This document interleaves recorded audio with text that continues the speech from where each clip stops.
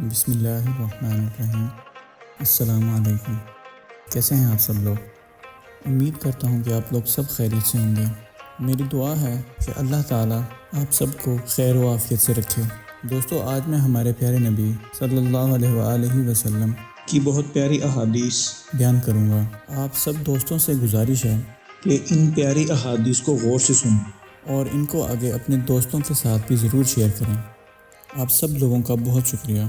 رسول اللہ صلی اللہ علیہ وآلہ وسلم کا ارشاد گرامی ہے، وہ شخص مومن نہیں جو خود تو پیٹ بھر کر کھائے مگر اس کا پڑوسی بھوکا ہو۔ سیدنا ابو امامہ رضی اللہ عنہ سے مروی ہے کہ رسول اللہ صلی اللہ علیہ وآلہ وسلم نے فرمایا، جس شخص نے ہر فرض نماز کے بعد آیت الکرسی پڑھی، اسے جنت میں داخل ہونے سے صرف موت نے روک رکھا ہے، یعنی وہ مرتے ہی جنت میں داخل ہو جائے گا۔ رسول اللہ صلی اللہ علیہ وآلہ وسلم نے فرمایا، صرف 3 جگہ پر جھوٹ جائز اور حلال ہے۔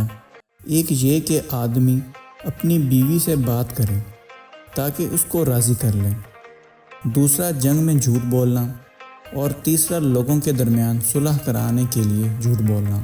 دوستو، میری دعا ہے اللہ سے کہ اللہ تعالی ہمیں ان احادیث پر عمل کرنے کی توفیق عطا فرمائے۔ آمین۔ والسلام۔